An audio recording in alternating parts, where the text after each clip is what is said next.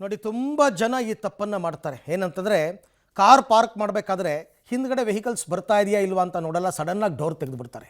ಹಿಂದ್ಗಡೆ ಬೈಕ್ ಅವರು ಇವರು ಬಂದಾಗ ಸಡನ್ನಾಗಿ ಡೋರ್ಗೆ ಬಂದು ಡಿಕ್ಕಿ ಹೊಡಿತಾರೆ. ಬೆಂಗಳೂರಿನಲ್ಲೆಲ್ಲ ಚಿಕ್ಕ ಚಿಕ್ಕ ರೋಡ್ಗಳು, ಅಲ್ಲಿ ಹೀಗಾಗುತ್ತೆ ದುರಂತಗಳು. Very unfortunate. ಇನ್ನು ಮುಂದಿನ ಸುದ್ದಿಯನ್ನು ನೋಡೋದಾದರೆ, ಬೆಂಗಳೂರಿನಲ್ಲಿ ಈ ಅಪರಾಧ ಕೃತ್ಯಗಳು ದಿನದಿಂದ ದಿನಕ್ಕೆ ಜಾಸ್ತಿ ಆಗ್ತಾ ಇದೆ. ಅದು ಒಂದಾ ಎರಡ ಅಂತನ್ಬಿಟ್ಟು ಒಂದು ಗುಡ್ಡೆ ಹಾಕಬಹುದು ಅಷ್ಟು ಅಪರಾಧ ಕೃತ್ಯಗಳು. ನೋಡಿ, ಪೊಲೀಸರ ಹೆಸರಿನಲ್ಲಿ ಯುವತಿಯರಿಗೆ ಟಾರ್ಚರ್ ಕೊಟ್ಟಿರ್ತಕ್ಕಂಥ ಒಂದು ಘಟನೆ ನಡೆದಿದೆ. ಪೊಲೀಸು ಅಂತ ಹೇಳಿಕೊಂಡು ಯುವತಿಯರಿಗೆ ಟಾರ್ಚರ್ ಕೊಟ್ಟಿರ್ತಕ್ಕಂಥ ಒಂದು ಘಟನೆ ಅವ್ರಿಗೆ ಗೊತ್ತೇ ಆಗಿಲ್ಲ. ಅದಾದ ನಂತರ ಹೋಮ್ ಗಾರ್ಡನ್ನು ಬಂಧಿಸಿದ್ದಾರೆ ಸದಾಶಿವನಗರ ಪೊಲೀಸರು. ಹೋಮ್ ಗಾರ್ಡ್ ಒಬ್ಬರನ್ನ ಬಂಧಿಸಿದ್ದಾರೆ. ಯಾಕೆಂದರೆ ನಿಮಗೆ ಯೂನಿಫಾರ್ಮ್ ಒಂದೇ ರೀತಿ ಇರುತ್ತಲ್ಲ, ಹೋಮ್ ಗಾರ್ಡ್ ಕೂಡ ಅದೇ ರೀತಿ ಹಾಕ್ಕೊಂಡಿರ್ತಕ್ಕಂಥ ವ್ಯಕ್ತಿ ನಾನು ಪೊಲೀಸು ಅಂತ ಟಾರ್ಚರ್ ಕೊಟ್ಟಿರೋದು. ಆಮೇಲೆ ಪೊಲೀಸರು ಅವನನ್ನು ಬಂಧಿಸಿದ್ದಾರೆ. ಅದಾದ ನಂತರ ಮನೆ ಮುಂದೆ ನಿಲ್ಲಿಸಿದ್ದಂತಹ ಬೈಕ್ಗಳು ಕ್ಷಣ ಮಾತ್ರದಲ್ಲಿ ಕಣ್ಮರೆಯಾಗಿವೆ. ಬೈಕ್ ಕಳ್ಳತನದ ಸುದ್ದಿ, ಇವೆಲ್ಲ ಅಪರಾಧ ಕೃತ್ಯಗಳೇ. ಕೊಲೆನೇ ಮಾಡಬೇಕು ಅಂತ ಇಲ್ಲ, ಸುಲಿಗೆನೇ ಮಾಡಬೇಕು ಅಂತ ಇಲ್ಲ, ಇವೆಲ್ಲವೂ ಕೂಡ ಅಪರಾಧ ಕೃತ್ಯಗಳು. ಬೆಂಗಳೂರಿನ ರಸ್ತೆಗಳಲ್ಲಿ ಶೋಕಿವಾಲರ ಕಾಟ ಜಾಸ್ತಿ ಆಗ್ತಾ ಇದೆ. ಯಾವ ರೀತಿ ಶೋಕಿ ಇವ್ರದ್ದು ಅಂತಂದರೆ, ಥಾರ್ ಜೀಪ್ನ ಫುಟ್ಬೋರ್ಡಲ್ಲಿ ನಿಂತ್ಕೊಂಡು ಸರ್ಕಸ್ ಮಾಡಿರೋದು. ಅಕ್ಕಪಕ್ಕದ ಪ್ರಯಾಣಿಕರಿಗೆಲ್ಲರಿಗೂ ತೊಂದರೆ ಕೊಟ್ಕೊಂಡು, ಈ ವೀಲಿಂಗ್ ಮಾಡ್ಕೊಂಡು ತೊಂದರೆ ಕೊಡ್ತಾರಲ್ಲ, ಆ ಥರ ಇದೊಂಥರ ಶೋಕಿ. ಸನ್ ರೂಫ್ ಓಪನ್ ಮಾಡಿಬಿಟ್ಟು ನಿಂತ್ಕೊಂಡು ಮಜಾ ಮಾಡ್ಕೊಂಡು ಹೋಗೋದು, ಅಥವಾ ಆ ಥರ ಡೋರ್ ಹತ್ರ ನಿಂತ್ಕೊಂಡು ಮಜಾ ಮಾಡೋದು, ಇವೆಲ್ಲವೂ ನಡೆದಿದೆ. ಇನ್ನು ದೆಹಲಿಯಿಂದ ಬೆಂಗಳೂರಿಗೆ ಬಂದಿರತಕ್ಕಂಥ ನಕಲಿ ಸಿಗರೇಟ್ಗಳನ್ನ, ಐ ರಿಪೀಟ್, ನಕಲಿ ಫಾರಿನ್ ಬ್ರ್ಯಾಂಡ್ ಸಿಗರೇಟ್ಗಳನ್ನ ಪೊಲೀಸರು ಜಪ್ತಿ ಮಾಡಿದ್ದಾರೆ. ಓವರಾಲ್ ಇವತ್ತಿನ ಕ್ರೈಮ್ ಇನ್ಸಿಡೆಂಟ್ಸ್ ಏನೇನು ಅಂತಕ್ಕಂಥದಕ್ಕೆ ಸಂಬಂಧಪಟ್ಟಂತಹ ಒಂದು ರಿಪೋರ್ಟ್ ಇದೆ, ನೋಡೋಣ ಬನ್ನಿ. ಕ್ರೈಮ್ ಬ್ರಾಂಚ್ ಆಫೀಸರ್ ಸೋಗಿನಲ್ಲಿ ಯುವತಿಯರಿಗೆ ಕಿರುಕುಳ, ಆರೋಪಿ ಹೋಮ್ ಗಾರ್ಡ್ ಬಂಧಿಸಿದ ಸದಾಶಿವನಗರ ಪೊಲೀಸರು. ಕ್ರೈಮ್ ಬ್ರಾಂಚ್ ಪೊಲೀಸ್ ಅಧಿಕಾರಿಯ ಸೋಗಿನಲ್ಲಿ ಯುವತಿಯರಿಗೆ ಕಿರುಕುಳ ಕೊಡ್ತಾ ಇದ್ದ ಆರೋಪಿ ಹೋಮ್ ಗಾರ್ಡ್ ಸುರೇಶನನ್ನ ಸದಾಶಿವನಗರ ಪೊಲೀಸರು ಅರೆಸ್ಟ್ ಮಾಡಿದ್ದಾರೆ. ಆರೋಪಿ ಪೊಲೀಸ್ ಅಧಿಕಾರಿಯಂತೆ ಯುವತಿಯರ ರೂಮ್ಗೆ ರಾತ್ರಿ ವೇಳೆ ನುಗ್ತಾ ಇದ್ದ. ಅಲ್ಲದೆ ಯುವತಿಯರ ಬಳಿ ಅಶ್ಲೀಲವಾಗಿ ಮಾತನಾಡಿ ಕಿರುಕುಳ ಕೊಡ್ತಿದ್ದ.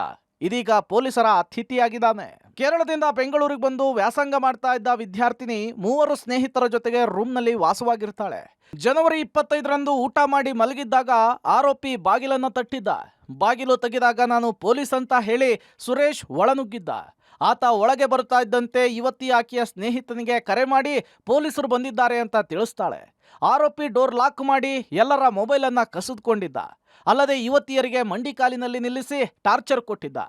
ಈ ವೇಳೆಗೆ ಇನ್ನೊಬ್ಬ ಯುವಕ ಪೊಲೀಸರಿಗೆ ಕರೆ ಮಾಡಿ ಮಾಹಿತಿ ಕೊಟ್ಟಿದ್ದಾನೆ. ಸ್ಥಳಕ್ಕೆ ಸದಾಶಿವನಗರ ಠಾಣೆಯ ಪೊಲೀಸರು ಬರ್ತಿದ್ದಂತೆ ಆರೋಪಿಯ ಬಣ್ಣ ಬಯಲಾಗಿದ್ದು ಆರೋಪಿಯನ್ನ ಅರೆಸ್ಟ್ ಮಾಡಿದ್ದಾರೆ.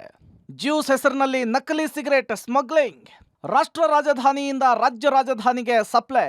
ಜ್ಯೂಸ್ ಬಾಟಲಿಯ ಹೆಸರಿನಲ್ಲಿ ನಕಲಿ ಸಿಗರೇಟ್ ಸ್ಮಗ್ಲಿಂಗ್ ಜಾಲ ಬೆಳಕಿಗೆ ಬಂದಿದೆ.